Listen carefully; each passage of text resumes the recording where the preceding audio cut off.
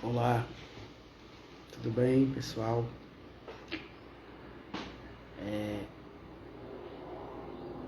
Um ótimo dia para todo mundo. Esperando o pessoal chegar, entrar aí, pra gente conversar um pouco, né? Essa manhã. Eu vou tentar ser mais breve que eu costume, porque tem algumas coisas no dia de hoje. Bom dia aí, Leidiana, Mônica, paz para todo mundo. O tema que eu coloquei é: o sol nasce para pecadores, né? E aí a maioria das pessoas vão pensar assim: não, mas o sol nasce para todos, né? E na verdade não é uma expressão que vai fazer que eu quero estabelecer uma distinção ou um preconceito. Na verdade é uma expressão que eu quero que a gente pare para pensar como Deus se relaciona com essas pessoas, né? O que é que Jesus Cristo fez, como ele tratou, como ele lidou com esse tipo de gente que era classificada assim. E a gente precisa entender também algumas coisas importantes que a religião estabelece muito sobre as pessoas que cometem pecado, né? Sobre as pessoas que são classificadas pecadoras. É uma classificação social, religiosa, é uma classificação que atende a necessidades apenas de pessoas que querem proveito. E a gente precisa compreender isso, porque quantas vezes a gente já não se viu assim, né? Alguém que errou. Tem uma canção do Kid Abelha que diz assim: nada sei dessa vida e sigo sem saber, né? Nunca soube, nada saberei, e nada sem saber, uma coisa assim. Qual mal me pertence? E aí o refrão diz assim: sou errado, sou errante, né? Sigo na estrada. Essa percepção de si, de que é alguém que erra, pode ser muito saudável, pode ser muito salutar para as relações e para a vida. Bom dia, Gelson, quanto tempo? Gato é gentileza. Muito tempo, né? Alguns anos já, né, que a gente não conversa. E como eu estava dizendo, essa percepção de que a gente é errante é uma percepção que pode ser muito saudável para a gente, dependendo de como a gente utilizar isso, de como a gente perceber isso, do que a gente extrair disso, do que a gente aprender a respeito disso, né? Bom dia, irmã Neidinha. E o texto que eu quero ler é um texto bem interessante, mas antes da gente ler, eu quero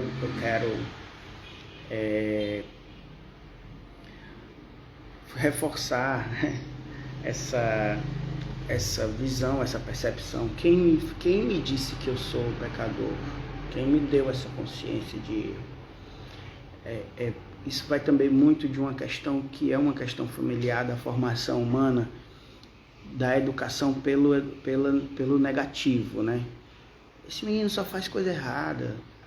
A educação do não pode subir ali, não pode ir para tal lugar. Essa negação à liberdade e à capacidade de desenvolver habilidades pelas muitas experiências que a criança precisa, pode gerar um ser humano cheio de restrições e proibições. E essas restrições e proibições muito provavelmente vai gerar uma ideia que vai se comunicar muito com a pregação de pecado, da reverência extrema a pecado. Isso é pecado, sabe? Um medo, um pavor, uma ideia insegura que o pecado causa. E essa ideia ela é quebrada com Jesus Cristo, quando Jesus Cristo se aproxima de pessoas que eram classificadas como pecadoras. Essas pessoas eram classificadas como pecadoras porque a sociedade queria enquadrar essas pessoas dentro de um conjunto de regras e normas. É importante a gente entender também que o judaísmo era uma cultura não simplesmente de religião, era uma cultura que regia o governo, as relações comerciais. O judaísmo é bem mais do que frequenciar templo. E aí, quando a gente começa a compreender isso, a gente começa a compreender que muitas coisas que eles faziam eram chamadas de certa ou de pecado, de errado, né? De pecado nesse sentido, no sentido de alguém que erra, porque a cultura deles era uma cultura que era misturada em tudo quanto faziam. Então eu quero ler um texto que é de Mateus, capítulo de número 11, versículo de número 18 e 19, que diz o seguinte: bom dia, Daniel, bom dia, Natasha, bom dia para quem eu não dei bom dia ainda, Thaís, Giovânia, o Gelson eu não vou mandar muito bom dia não, porque o Gelson é gaiato. Mateus 18 e 19 diz assim: pois veio João, que jejua e não bebe vinho, e eles dizem, ele tem demônio. John, bom dia, John. Veio o Filho do Homem bebendo e comendo, e aí eles dizem, está aí um comilão e um bebarrão, amigo de publicanos e pecadores. Mas a sabedoria é comprovada pelas obras que a acompanham. O texto fala que Jesus era amigo de pecadores, né? Quantas vezes nós temos receio de ser taxado de amigo de alguém que erra, né? E aí vale muito a gente se perguntar se esse receio também não é um receio nosso, né? Que é alimentado pela opinião alheia, que é alimentado pelo que os outros pensam. Esse já é o Luke dando bom dia pra gente. Essa opinião é uma opinião que precisa ser repensada, que precisa ser observada, né, com calma, para a gente não cair na prisão de ser escravo do olhar religioso, do olhar social. Aí a gente para pensar. Peraí, deixa eu só conversar aqui com...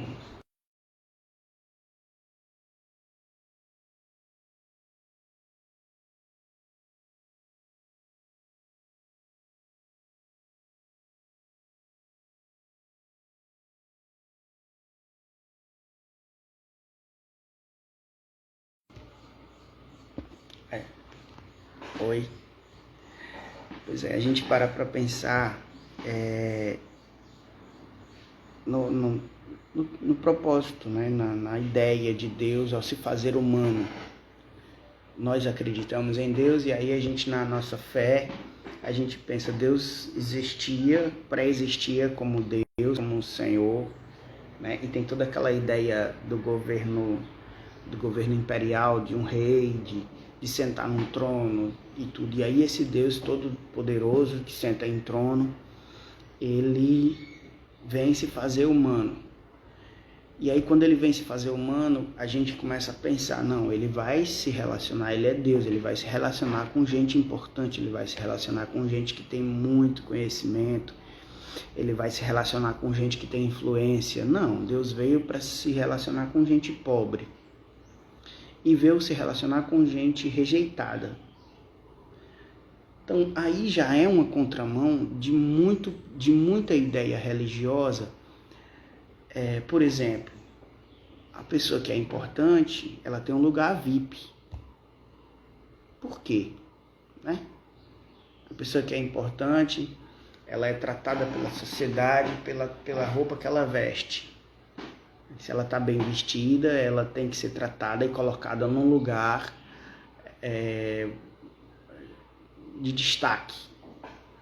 Deus vem e desfaz isso. Deus vem estabelecer o valor das pessoas e não o valor das classificações sociais. Então Jesus Cristo veio e se faz amigo de pessoas que falham, que erram, que são classificadas como pecadoras. né? Ele escolheu essas pessoas que já eram assim classificadas pela sociedade, pela religião, pessoas que eram assim classificadas por quem dominava a opinião pública, e convive e estabelece amizade com essas pessoas. Se a gente for observar os apóstolos, por exemplo, não eram pessoas que eram socialmente influentes, eram pessoas que tinham um convívio social, uma posição social muito simples, né? E essa posição social extremamente simples era uma posição social que Jesus dava preferência para elas. Então, ele chama essas pessoas, convive com essas pessoas, e aí ele estabelece vínculo, amizade com elas.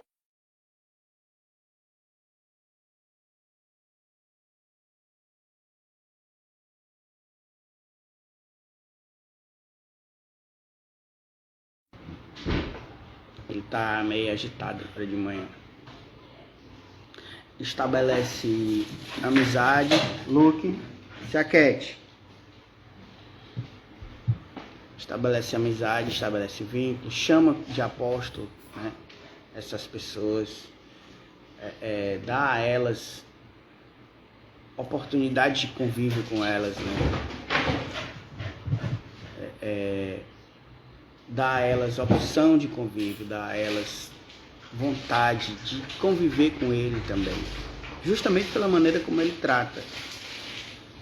E aí não vale a gente citar João 8, que é a mulher apanhada no ato de adultério. Quando a gente vê a cultura de uma religião que pega mulheres e classifica mulheres como sub-raça,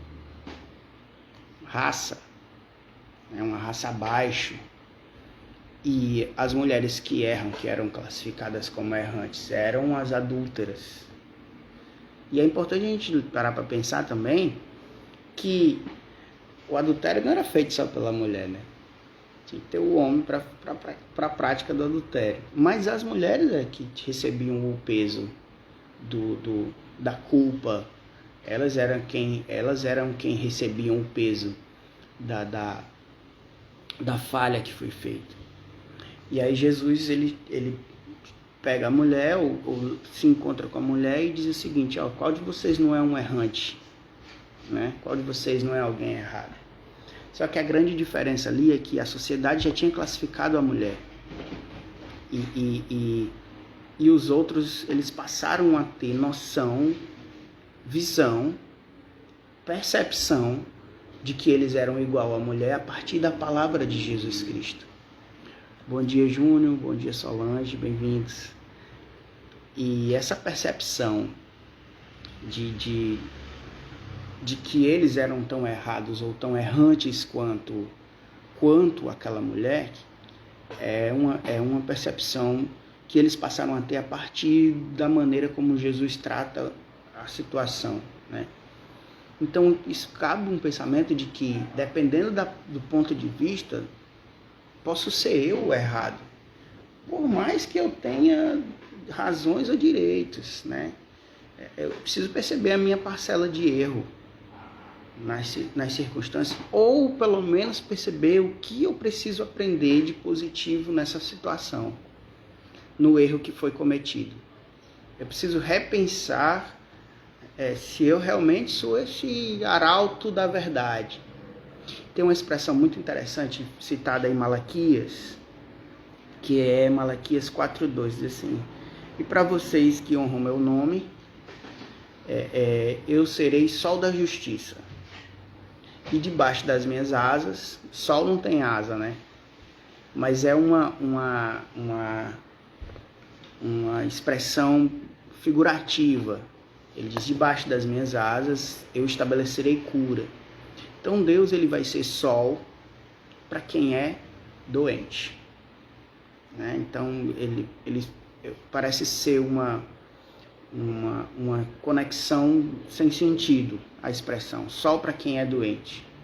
Mas para as pessoas que estão doentes, aí eu faço uma alusão agora, a gente está no meio de uma pandemia, e eu não sei se vocês já conheceram alguém ou conviveram com alguém que teve um estado mais grave da doença. Eu sim, né? O meu cunhado, minha irmã ficava mandando vídeos dele com dificuldade para respirar, e era como se ele tivesse sendo tomado naquela escuridão daquela circunstância. Se brilhasse o sol ali de cura, a gente entendia bem o que significava a situação, né? E aí o que é que acontece? A mensagem de Deus para essas pessoas é uma mensagem de esperança, né? Esperança para quem está desesperançoso, esperança para quem se sente perdido. Ele diz assim: vai nascer o sol, mas esse sol que vai nascer vai ser um sol para quem está doente, para quem está adoecido, para quem está perdido. Não vai ser um sol que vai nascer para quem já se acha pronto, para quem já se acha curado, né? Tanto que Jesus Cristo vem, e aí o texto que eu li de Mateus 11, 18 e 19, é que ele é amigo de pecadores.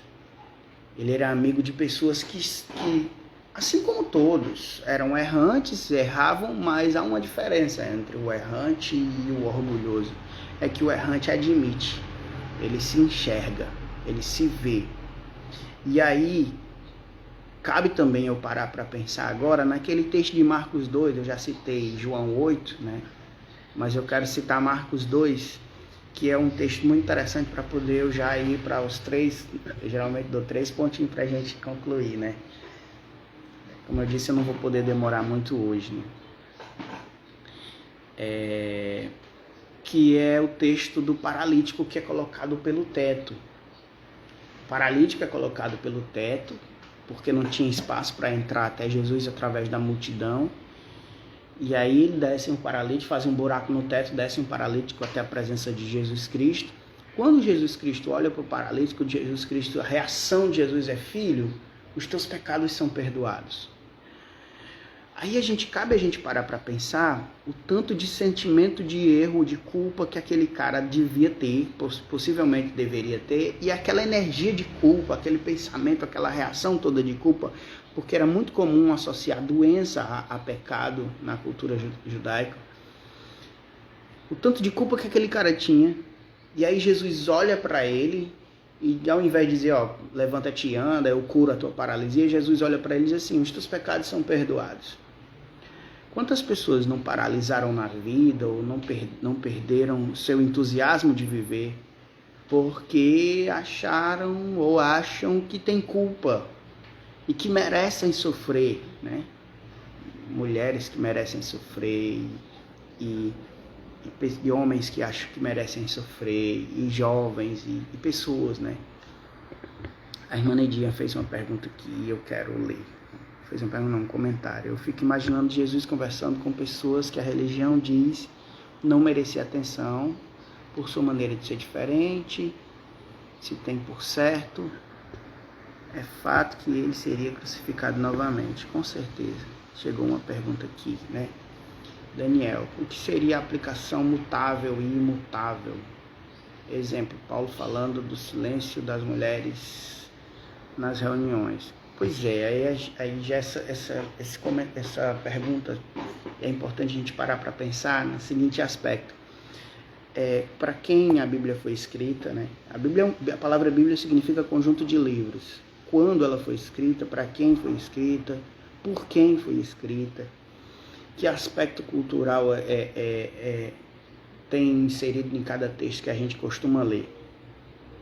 E aí, quando a gente observa o comportamento de Jesus e os valores que Jesus propõe, a gente percebe que Jesus ele não se atém a isso. A palavra de Jesus, o valor do que ele fala não está preso à cultura da época. Eles transpõem culturas, transpõem épocas, né? Então, o valor é imutável, né? Quando se diz respeito à cultura e à época e e a instrumentos que eram usados apenas para ilustrar o que naquela época era fácil compreender, isso pode mudar, né? E a gente vê Jesus transformando água em vinho. É um instrumento, é um objeto que Jesus usa como instrumento para ilustrar a alegria, a festa, mudança de vida, celebração. Hoje você chegar na ceia das igrejas, na maioria delas, a bebida de uva não é alcoolizada.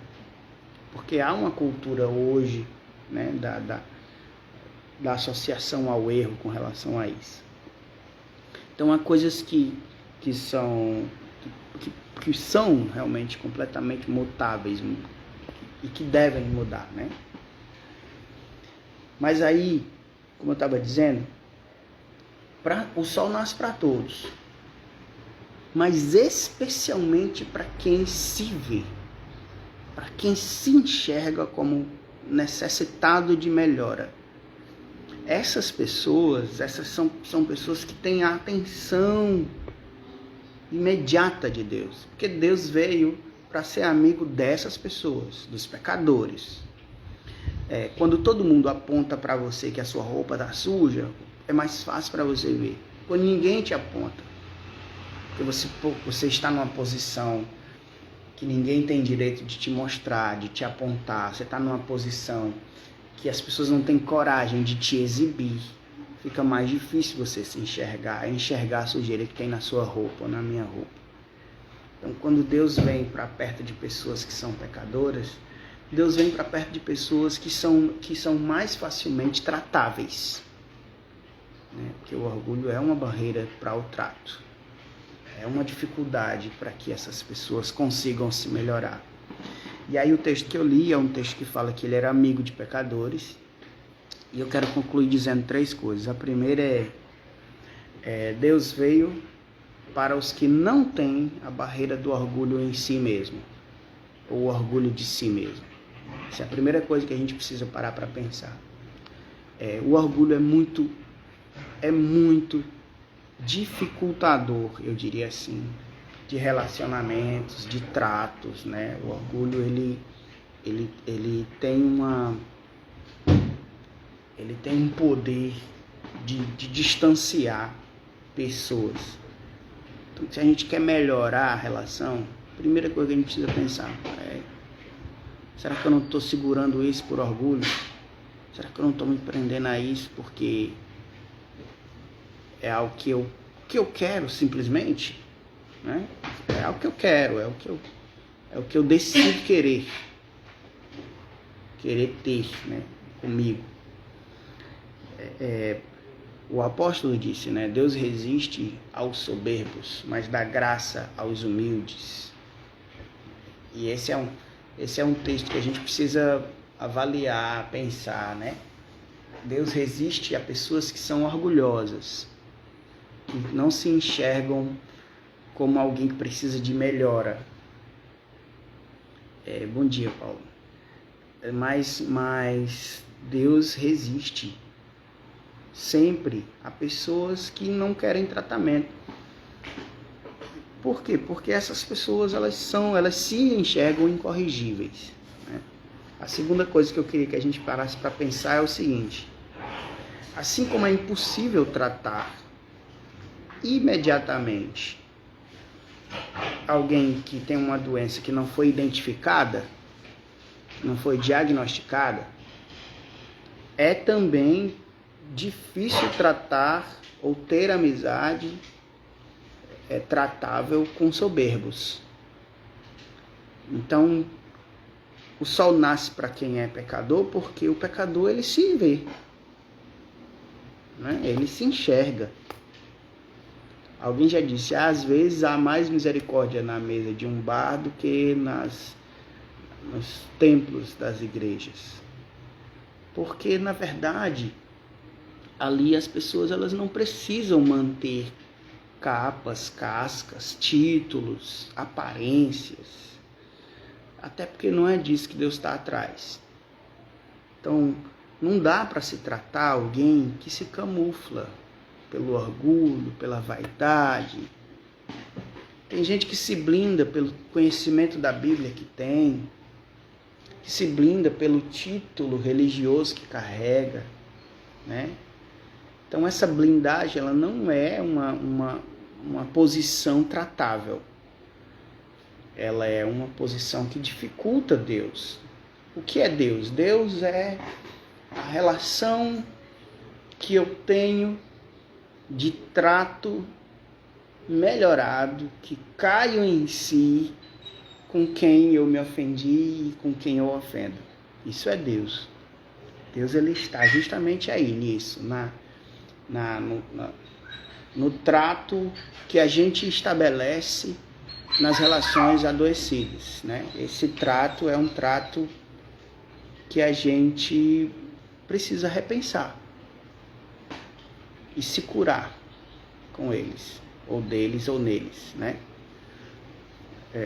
Deus não está nas práticas simplesmente, meramente religiosas, dos costumes que a gente estabelece. Foi isso que Jesus Cristo quis dizer quando ele foi chamado de amigo de pecadores. E aí eu lhe faço a pergunta: quem são seus amigos? Quantidade de amigos que a gente tem. Havia uma segurança em Jesus Cristo tão grande do que ele era e do que ele cria, que as relações com pessoas que eram classificadas erradas não o atingiam. Porque a gente observa agora, mas Jesus Cristo, quando chega perto, por exemplo, em João 5, da mulher que estava no poço, mulher do poço, Jesus diz assim: é verdade, você já teve... Ela diz: eu não tenho marido. Jesus diz: é verdade, você já teve 5 maridos e hoje o que você tem não é o teu marido, né? Jesus estava dizendo o seguinte: eu não estou te olhando a partir do agora. E é essa a grande questão. Como você vê alguém que é errado? Você vê o agora do erro? Porque o erro, ele é um resultado, né? O sol nasce para todos como a graça é universal, né? Ela é indistinta. Jesus Cristo disse, assim como o Pai, Mateus capítulo 5, o Pai manda, faz o sol nascer sobre justos e injustos, e manda chuva para bons e maus, manda o sol para bons e maus, e chuva para justos e injustos. Então é para todos. Mas nem todos se conseguem ver. Por que não consegue ver? Porque o orgulho, ele é uma nuvem, o orgulho, ele é um tampão, o orgulho é uma catarata da alma. O orgulho, ele consegue fechar a visão, né? A parábola do fariseu e publicano, exatamente, aquele que se enxerga, se vê pecador, é o que consegue ver a graça, né? Ele consegue enxergar a bondade da oportunidade, enxergar o coração, a transformação. Assim, na verdade, e aí aqui é importante a gente fazer uma ressalva valiosa. Ninguém tem o poder de mudar ninguém. Então, quando eu enxergo alguém como errante, eu preciso repensar 2 coisas. Primeiro, será que eu não sou igual? Porque assim, eu vejo na vida aquilo que me é comum, né? Eu consigo enxergar. Você tem um problema na perna, onde você passar, que você encontrar alguém que tem um problema de locomoção no membro inferior, você vai conseguir ver mais rápido do que alguém que nunca teve. Por quê? Porque é comum dele esse problema. Você tem um carro que é um carro igual ao meu, você tem um Uno, depois que eu passei a ter um Uno, onde eu passo eu vejo um Uno. Por quê? Porque é comum do meu mundo. Então será que os erros que eu enxergo nos outros não são erros que são comuns em mim? E uma outra coisa que a gente precisa repensar eu vou me aproximar de fulano, porque fulano é um errante. Jesus se aproximava de errantes. Peraí, calma. Vamos pensar aí. Quem classifica as pessoas como errantes? Quem nos deu essa autorização legal, espiritual, de classificar os outros como errantes, né? Por isso Jesus Cristo diz o seguinte, você repara no cisco alheio, você está classificando o outro, mas você esquece que o seu olho tem uma trave, né? Deixa eu mandar aqui um abraço para o pastor Valdeci. Bom dia, pastor. Acho que o grande problema que enfrentamos é nos enxergar. Pronto, excelente comentário. Guilherme, quando Paulo fala de Pedro, eu sei mais sobre Paulo do que de Pedro. Excelente também, obrigado. Durante muitos anos eu fui ensinada a olhar tanto para os outros, o problema dos outros, que não me enxergava. Grande abraço, viu, pastor? Obrigado, irmã Neidinha. É verdade. Então, é impossível eu tratar imediatamente algo que o orgulho não deixa eu ver, né? Então, por que Jesus Cristo se aproxima de pessoas que eram socialmente desprezíveis? Porque essas pessoas, elas têm uma sensibilidade, penso eu, maior que os outros. Elas têm um dom, elas têm um privilégio, elas têm uma característica divina, né? Que é uma característica extraordinária. Quer dizer, a oportunidade da graça é para todos, mas a quem se apegue no orgulho, a quem se agarre com o orgulho, né? E por fim, a última coisa que eu quero falar antes da gente orar, eu quero convidar você para a gente orar, tá certo? Agora no final, vamos orar juntos, apresentar nossa vida, nossa história diante do Pai. Quando eu falo sobre isso, eu falo muito sobre mim, sobre o momento que eu estou vivendo, a fase que eu estou tratando agora de mim, né? Que é uma fase que eu enxergo muitas coisas. Quando eu saio da igreja, eu estou sem estar me congregando, né? Sem estar me congregando esses dias. E vocês que têm acompanhado as lives sabem já disso.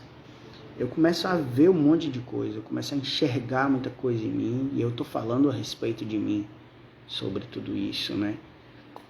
Eu vivi 23 anos na igreja evangélica, e a posição que eu conquistei foi muito rápido, né?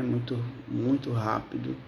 Aconteceu de eu estar em posição religiosa de destaque, e isso camuflou muita coisa em mim, colocou pano em cima, porque eu quis, obviamente, de forma inconsciente ou consciente, e porque queriam também. Colocou coisas em mim que me dificultaram ser tratado, me dificultaram ser observado, né? E aí tinha toda uma construção em cima da figura pastoral, né? Que a gente precisa repensar isso. A gente precisa repensar se a gente for fazer fé, igreja, se a gente for fazer vida religiosa, a gente precisa repensar isso. Tem alguns comentários aqui que eu queria ler para ir para o terceiro e último ponto. Quando eu comecei a me enxergar, eu passei a ver quão grande é a obra de Deus em mim. Ótimo. A graça é para todos.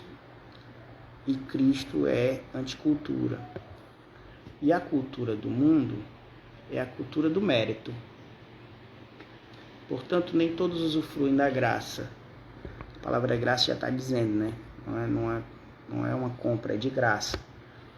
Anticultura, sistema econômico do mundo. Verdade. Gente, e a crise de identidade que muitas vezes enfrentamos pode refletir em atitudes que são opostas aos ensinamentos de Cristo? A gente precisa pensar algumas coisas importantes. Crise de identidade, quem eu sou. E aí, eu estava até dizendo, esses dias, um pensamento que eu estou dizendo muito. Eu não estou sabendo muito o que é que eu quero. Eu tenho certeza do que eu não quero. Isso aí eu já sei. E isso serve também para quem a gente é. Talvez você não possa saber tudo sobre quem você é, porque a gente está sempre se descobrindo, se construindo e reconstruindo. Mas dá para você começar definindo o que você não é. Quem você não é socialmente, quem você não é fisicamente, quem você não é emocionalmente, de forma relacional, quem você não é, já é um ponto de partida bacana. Se isso se opõe ao ensinamento de Cristo, eu acho que se opõe ao que Cristo ensina tudo aquilo que a gente finge ser. Porque o ensinamento de Cristo é basicamente verdade, né? É basicamente sinceridade, independente de qualquer que seja o seu intuito, o seu desejo, se é um desejo bíblico ou não, religioso ou não, né? Na verdade, não cabem regras. A verdade é apenas a verdade, pura e espontânea. Então aí já é um bom caminho para estar perto de Cristo, certo? Eu aprendi a me enxergar, parar para pensar, me fazer perguntas, a conversar com meus filhos, fazendo eles se repensarem porque disso ou daquilo. Grato por nos ensinar a repensar sobre a vida. Obrigado também. Ainda sobre esse comentário, essa pergunta do Júnior, é muito importante a gente repensar o que realmente Cristo disse ou fez, né? Ou o que a religião atribui a Cristo, que não tem nada a ver com ele. É apenas uma necessidade religiosa de manter membros, né? De manter fiéis. E aí eu me lembro que eu recebi umas críticas de umas 2 ou 3 lives atrás, que eu falei sobre dízimo, né? Que Jesus não disse nem que sim nem que não. Jesus não seja dizimista. Você não vai encontrar essa expressão clara. Você também não vai encontrar Jesus dizendo, deixe de dar dízimo, deixe de contribuir. Primeiro, porque o dízimo era um imposto, né? A palavra imposto já está dizendo, é uma coisa imposta, é uma imposição. Segundo, que o dízimo para eles era uma cultura que, por sua vez, bebeu da fonte egípcia, né? Não necessariamente um mandamento diretamente de Deus. E outro que Jesus Cristo, ele diz assim, vocês dão o dízimo, vocês não honram pessoas. Então não adianta. Tem até aquele, né? Não adianta ir à igreja rezar e fazer tudo errado. Eu amo essa música. Muito legal. E aí Jesus Cristo diz assim, vocês dão dízimo disso, daquilo outro, mas vocês desprezam pessoas. Quer dizer, é incoerente. Vocês estão se atendo a coisas que são sem importância espiritual, né?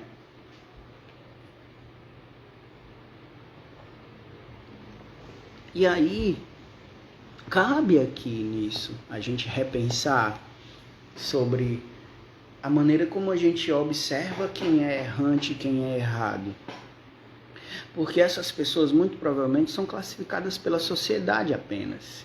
E a maneira como Deus a observa é a maneira como Jesus olhou para aquela mulher, não é verdade? Você já tiveste 5 maridos e hoje o 6º que você tem não é o teu. Quer dizer, Jesus não estava dizendo, você é uma mulher qualquer que troca de marido.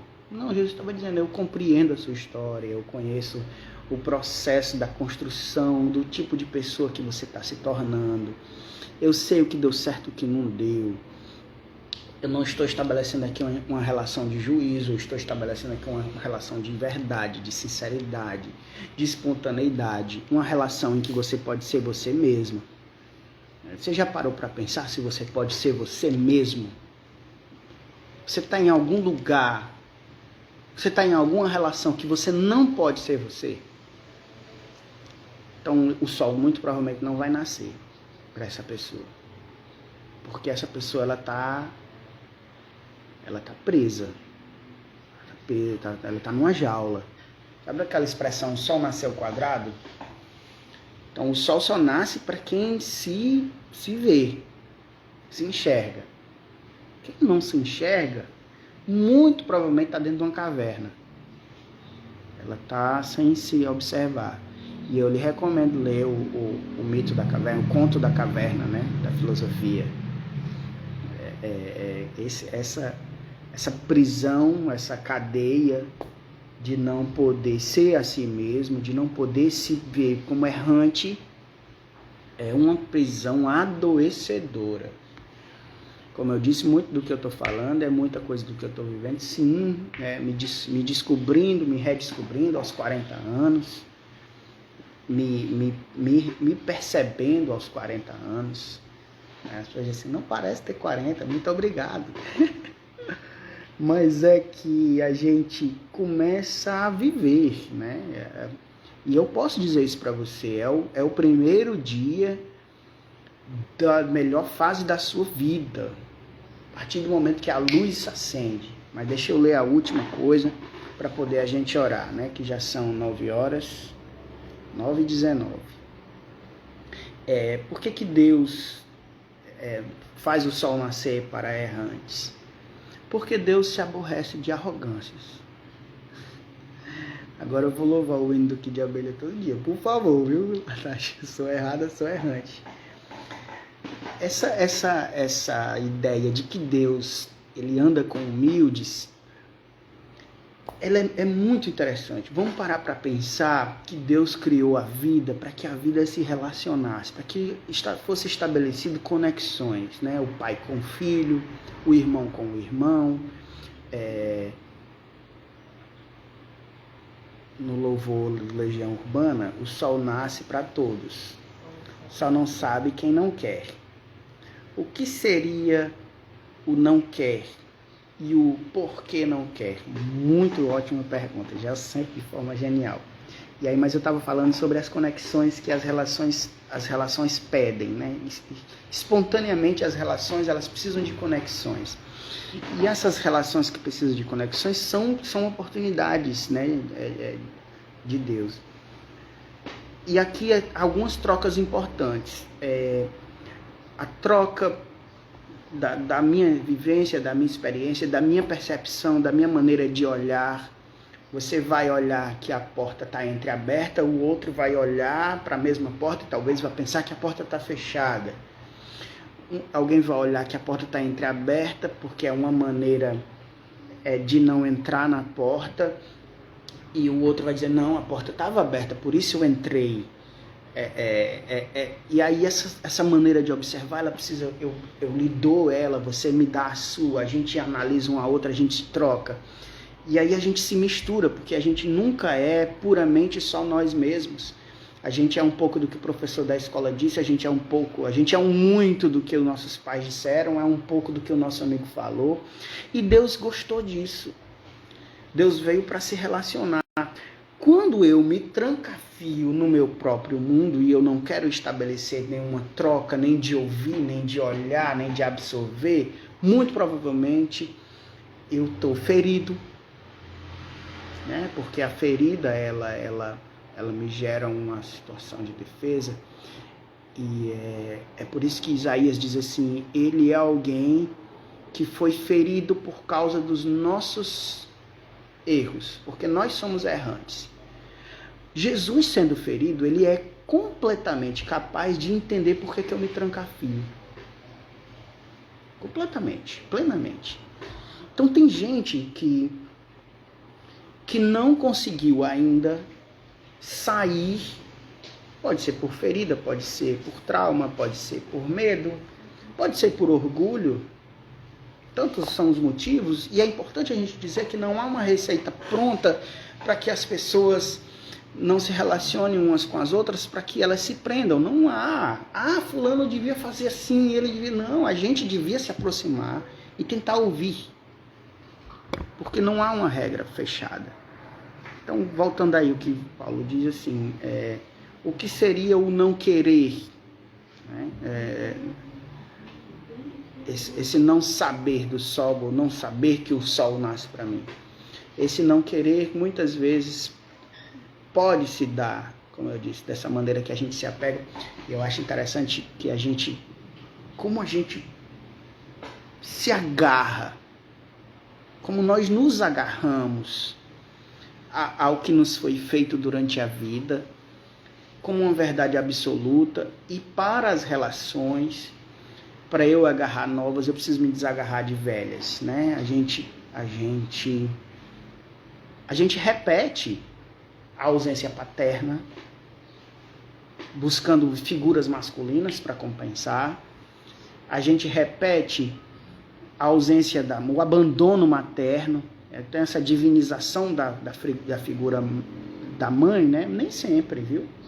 Nem sempre. A mãe pode ser muito traumatizante.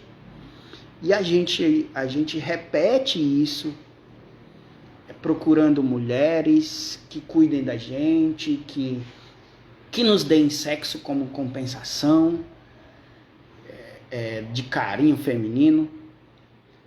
A gente repete tanta coisa que a gente acredita. Por que a gente muitas vezes não vai até o sol da esperança? Porque a gente acredita que vale a pena estar no escuro às vezes. Até alguém chegar e dizer assim, ei, peraí, cara, você não precisa se martirizar, se culpar, se chamar de errado o restante da vida, porque você é apenas humano.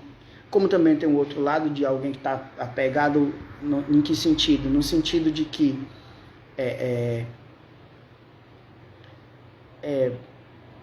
eu sou perfeito. O outro lado da moeda de alguém que não saiu ao sol ainda. Né?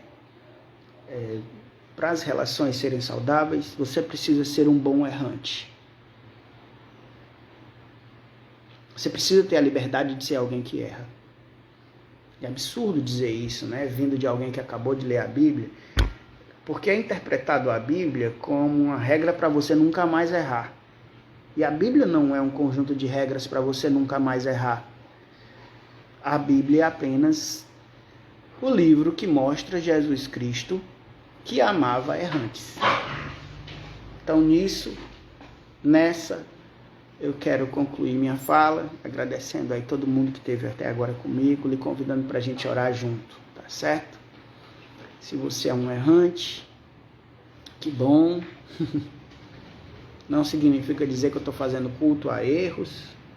Se você bateu na face de alguém, você tem que continuar batendo. Não, estou falando que alguém que bateu na face de alguém, na vida, precisa ver que fez isso para poder conseguir dar a sua face, né? Para também estar predisposto a passar por algo semelhante, parecido. Deixa eu lhe dizer uma coisa, você que talvez tenha tomado escolhas erradas, né? E é importante a gente parar para pensar nisso, porque a gente diz assim, poxa, como eu fui bobo, como eu fui tolo, gente, eu já fiz tanta coisa boba, tola na vida, em nome de um acerto, em nome de uma vontade de acertar, de parecer certo.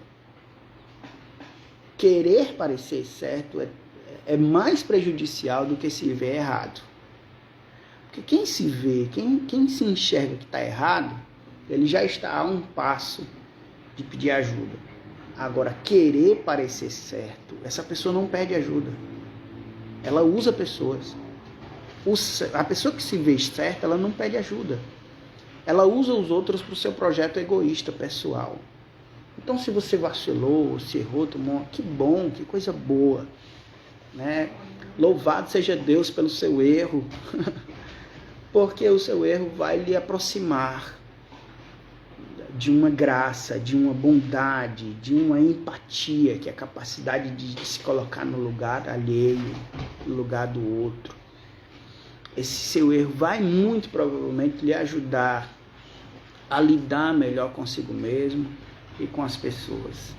Meu companheiro aqui das manhãs e das lives, né? Então eu quero lhe convidar para a gente orar. Se você tem alguma coisa que você gostaria que eu orasse, você pode mandar aí.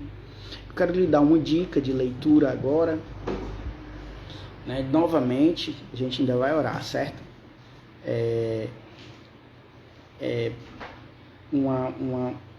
Um livro que eu estou lendo, que eu não terminei de ler, que eu estou lendo muito devagar, que é Sem Perder a Alma, do Ricardo Gondim. Eu já indiquei esse livro aqui, né? A Patrícia me indicou um livro muito bacana, que é um livro do padre Fábio de Mello,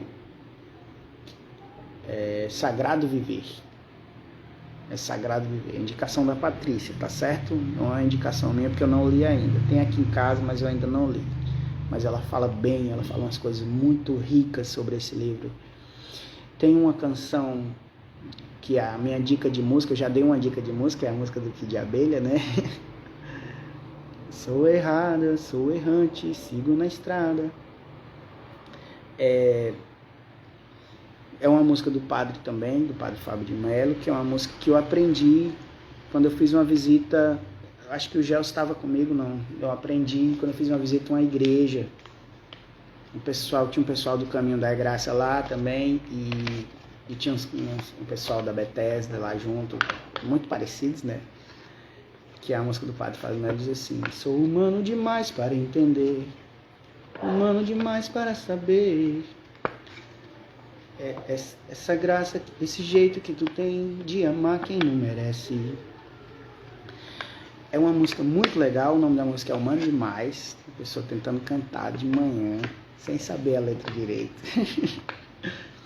Mas é uma música muito rica, que fala sobre o quanto que nós não conseguimos compreender a ideia de estender a mão para quem no nosso conceito não merece, né? Porque para gente os errantes eles merecem punições, e essa educação pela punição não melhora pessoas. Você melhora alguém pela afirmação. Muito bem, olha o que você fez de certo. Tá vendo como você consegue? É assim que você consegue melhorar alguém, trazendo o aspecto positivo da educação, né? Olha eu citando Paulo Freire aqui. Natasha me corrige, pessoa querendo dar uma de pedagogo. Comentário do Gels. Patrícia, sou fã dele desde quando ele fazia cover do traseiro no bazar, cantando para a direita, para a esquerda, para frente, para trás, de todo lado. Eu é que sou teu fã, mas os errantes querendo punir errantes, é verdade. Gelson, vamos propor uma live com análise dos hinos. Vamos, boa, gosto demais dessa ideia. Análise de músicas, muito bom. Gente, eu quero orar, né, junto com vocês. Se vocês quiserem continuar aí comigo agora. Os melhores comentários, Patrícia, são da Natasha e do George aqui das Corregar. Todos os comentários são ótimos, mas uns deles são coisas assim. Jesus. Obrigado quem comentou, viu? Obrigado, Manedinho, obrigado, Daniel, Celina, muito obrigado a todo mundo que esteve aqui comigo. Obrigado pelas mensagens, pelas perguntas, tá bom? Eu acredito que Guilherme, Pastor Valdeci, obrigado a todos. Se eu esqueci de alguém, me perdoe.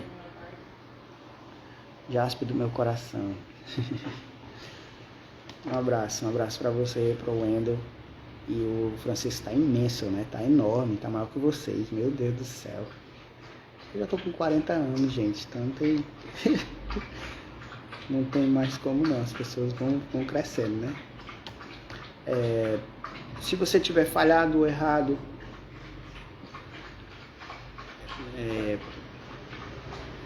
eu penso que o problema não é o erro, o problema é o que a gente faz após ele, ou o que a gente faz com ele, né? O que acontece com a gente, o que acontece com a nossa alma, quem a gente se torna em relação às pessoas. E o que vale não é o que eu sou em relação a Deus primeiro, o que vale é quem eu sou em relação às pessoas primeiro. Porque Deus está diretamente ligado, proporcionalmente ligado em como eu dou roupa a quem está sem roupa, comida para quem está com fome, estendo a mão a quem está de alguma forma necessitada, né? Esse é o propósito, esse é o porquê, essa é a finalidade. pregar Jesus por pregar Jesus não tem sentido se essa pregação não for uma pregação relacional, né? Um abraço, Gustavo. Obrigado aí por sempre estar comigo, com a gente. Tá certo? Então eu quero orar apresentando essa circunstância diante de Deus agora. Tá bom? Nosso Pai, nós te agradecemos pelo dia de hoje. Te agradecemos pela tua bondade. Te agradecemos pela oportunidade que temos de nos ver, de nos enxergar. Pela oportunidade que temos de enxergar o que temos feito. Queremos te pedir no nome de Jesus Cristo que o Senhor nos dê a graça, a força de levantar a cabeça, de caminhar. As pessoas que falharam na vida, que erraram. Todos nós, ó Pai, que tomamos decisões que nos marcaram e que tantas vezes nós achamos que é o fim. Eu quero te pedir, Pai, no nome de Jesus, que o Senhor venha sobre nós com a sua bondade, que o Senhor venha sobre nós com a sua graça, dizendo... É um começo novo, é um começo diferente com as pessoas. Que nesse novo começo a gente consiga distinguir, Pai, aquilo que nos adoece, que tem cara de ser bom, mas que na verdade é só uma ilusão que a gente se agarra.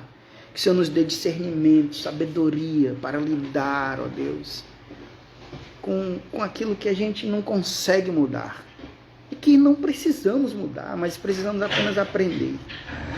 Eu quero te pedir, Pai, no nome de Jesus, que o Senhor estenda a mão sobre todas as pessoas que acham que perderam valor, para as pessoas que se sentem, ó Deus, menos, porque simplesmente tomaram decisões que frustraram-se ou que erraram. Eu quero te pedir, ó Deus, pelas pessoas que são chamadas de errantes, de pecadoras, e que choram por culpa. Ó Deus, que nós possamos entender que todo o preço já foi pago, que não há nada que a gente precise fazer para te ganhar mais, mas que a gente melhore em relação às pessoas. Eu te peço por essa casa, por essa família, eu te peço pela vida dessas pessoas, eu te peço pela família delas, que a tua mão, que o teu braço se estenda sobre essa casa, sobre cada um deles. Ó Deus, os ajudando a recomeçar, que o Senhor nos ajude a quebrar barreiras, que a tua luz, a luz da tua graça brilhe nos nossos quartos escuros, de medo, de pessoas que se trancafiaram em capas e cascas. No nome de Jesus, Pai, eu te agradeço pela tua bondade, por querer ser nosso amigo. É no teu nome, Jesus, que te oramos, e no teu nome te agradecemos. Amém, e graças a Deus. Queridos, obrigado por estar aqui comigo até agora. Eu vou repetir a dica de livro, a dica da leitura que eu falei agora há pouco, que é Sem Perder a Alma, do Ricardo Gondim, e o livro que a Patrícia tem, que ela indica, que é o livro do padre Sagrado Viver. Eu li só o prefácio um pouquinho, mas que eu tenho certeza que vai enriquecer muito. E escutem a música Humano Demais dele também. Escutem a canção, é muito ótima. E escutem Kid Abelha, tá certo? Escutem conteúdos que possam fazer a gente parar para pensar e se melhorar. Tá bom? Que o sol possa nascer para vocês, como disse Malaquias, estendendo as suas asas de forma curadora, né? Um abraço de Emima, que tem apenas 38 anos, que não sai desses 38. Gemima, você é um barato. Um abraço no Wendel também, tá bom? Jonathan, um abraço, Jonathan. Gente, vou ficando por aqui, muito obrigado, que Deus abençoe vocês e até a próxima, se Deus quiser.